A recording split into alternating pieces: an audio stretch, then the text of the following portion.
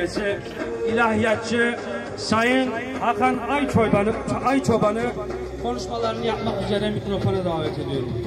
Cenk, cihat, şehadet! Cenk, cihat, şehadet!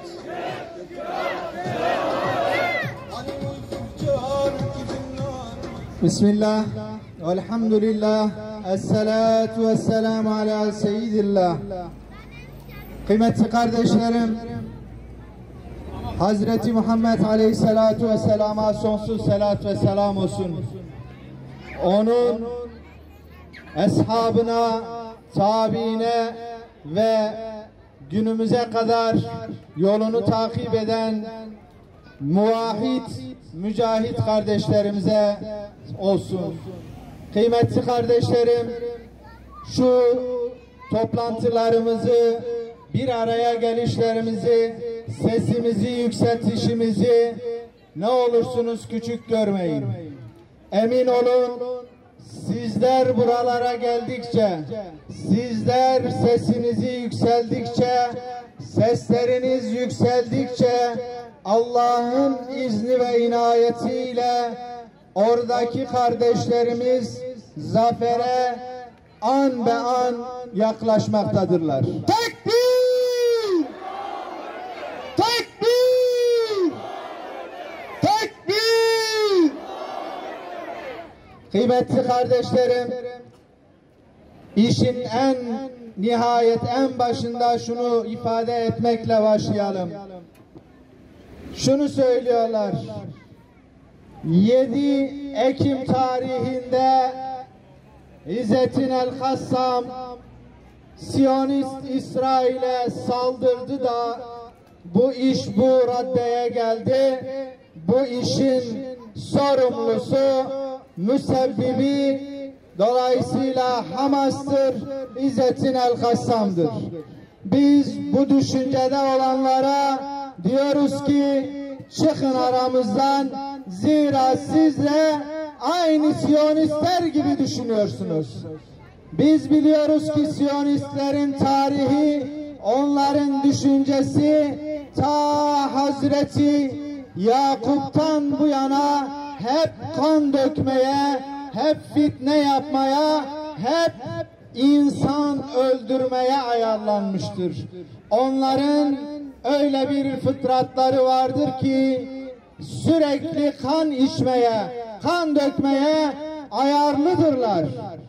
Bakın kıymetli kardeşlerim, şöyle zihin dünyamızdan geriye doğru gidelim. Hazreti Yakup'u düşünün, Hazreti Yusuf'u düşünün. Kardeşleri ne yaptı Hazreti Yusuf'u? Aldılar, onu kuyuya attılar. Hazreti Yusuf'un bir suçu mu vardı? Hazreti Yusuf onlara ne yapmıştı? İşte o gün Hazreti Yusuf ne yaptıysa bugün de aynı şekilde Gazze'deki kardeşlerimiz, Filistin'deki kardeşlerimiz en az Hazreti Yusuf kadar temizdirler, paktırlar. Kıymetli kardeşlerim, Hazreti Yusuf'un kardeşleri onlara kurtlar gibi saldırdılar. Kanlı gömleklerini Hazreti Yakup'a getirdiklerinde Hazreti Yakup onlara şunu söylemişti: sizin kurtlar dediğiniz o hayvan belki yapmamıştır ama sizin içinizdeki kurt fıtratı kardeşinize bunu yaptı. Zalimler için yaşasın cehennem! Zalimler için yaşasın cehennem! Zalimler için yaşasın cehennem! Zalimler için yaşasın cehennem! Kıymetli kardeşlerim, bu Siyonist düşünce, bu Siyonistlerin fikirleri hiçbir zaman değişmedi. Ta Hazreti Musa'dan biliyoruz onları. Hazreti Musa gibi güçlü, kuvvetli bir peygamberi bile inim inim inlettiler. Onlar öyle bir fıtrata, öyle bir karaktere sahiptiler ki daha yeni Kızıldeniz'i geçmişler. Firavun'a karşı Allah'ın izni ve inayetiyle büyük galibiyetler kazanmışlar. Kızıldeniz ikiye yarılmış. Allah'ın izni ve inayetiyle karşıya geçmişler.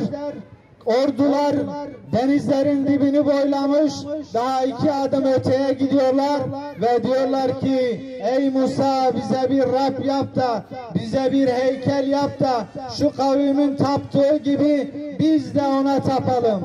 O gün o fıtrat neyse bugün paraya taptıkları gibi o gün de aynı fıtrattadılar. O fıtratları onlara bugün dünyayı o kadar güzel gösteriyor ki küçücük bir Filistinli bir çocuğun karşısında bile titriyorlar. Ellerine tüfekler alıyorlar ama 5 yaşında 6 yaşındaki Filistinli'nin karşısında direnemiyorlar. Niye? Çünkü Filistinliler, çünkü Gazze'liler, çünkü o kardeşlerimiz dünyayı sevmiyorlar. Ama o Filistinli kardeşlerimizin karşısındaki yüreksizler ellerindeki en modern silahlara rağmen o küçücük kardeşimizin bir taşından korkuyor. Şimdi fıtrat değişmiş mi kardeşlerim? Fıtratları hep aynı kaldı. Onlar Hazreti İsa'ya, Hazreti İsa'nın annesi Hazreti Meryem'e ne iftiralar attılar, ne eziyetler ettiler. Şimdi soruyorum size, Hazreti Meryem suçlu muydu? Hazreti İsa suçlu. Herkes terör demeye başlıyordu. Bugün şunu çok net söyleyeyim. Eğer Filistin'i kurtaracak biri varsa o da Hamas'tır, o da İzzettin El-Kassam'dır, o da Filistin'in kendi çocuklarıdır. Tekbir! Tekbir! Tekbir! Hamas! Kıymetli kardeşlerim, biz Hazreti İbrahim'in ateşine su taşıyan karınca misali safımızı belli ettik. Vazifemiz neyse onu belli üstlendik. Biz buradan da tekrardan sesleniyoruz ve diyoruz ki malımızla, canımızla, evladu iyalimizle, Gazze'deki kardeşlerimize, Filistin'deki kardeşlerimize yardıma hazırız. Bunun ötesi yoktur kardeşlerim.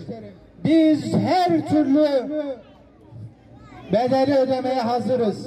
Ama şu var kardeşlerim, bizim vazifemiz bundan ibaret de değildir elbette. Yeri ve zamanı geldiğinde bugün Allah'ın izniyle kapılar açılsın. Eğer Filistinli kardeşlerimiz yanımıza geleceksiniz, bizimle beraber direneceksiniz, bizimle beraber cihad edeceksiniz derse biz seve seve gideriz. Çek, cihat, şehadet! Çek, cihat, şehadet! Biz gönlümüzü, bütün imkanlarımızı, bütün yeteneklerimizi Filistinli kardeşlerimize sunduk. Kardeşlerimizin bizden isteği aynı şudur kardeşlerim. Siz elinizden geldiğince sesimizi duyurmaya çalışın. Bakın daha düne kadar kıymetli kardeşlerim, Siyonistler öylesi oyunlar, öylesi tezgahlar yapıyorlardı ki hem gidiyorlardı Gazze'deki kardeşlerimizi öldürüyorlardı, Filistin'deki bebeleri öldürüyorlardı, Kundak'taki çocukları öldürüyorlardı, ardından da çıkıp ne diyorlardı? İşte Hamas teröristleri şöyledir böyledir. O büyü bozuldu artık kardeşlerim. Nasıl bir gün, nasıl bu ülkede bir dönemler bazıları kendilerini ifade etmek noktasında sıkıntıdaydılar. Aynı o gün, şu anda elhamdülillah sesleri yükseliyor. Gazze'deki kardeşlerimizin, El-Kassam'daki kardeşlerimizin, Hamas'taki kardeşlerimizin de artık sesi yükseliyor. Kimse hem zulüm yapıp hem de işkence edip bir de üstüne suçlayıcı olamıyor. Allah'ın izniyle kardeşlerimiz ellerinden geldiğince bu Siyonist terör şebekesine darbe vuruyorlar. Gönlümüz böyle, yüreğimiz serinliyor.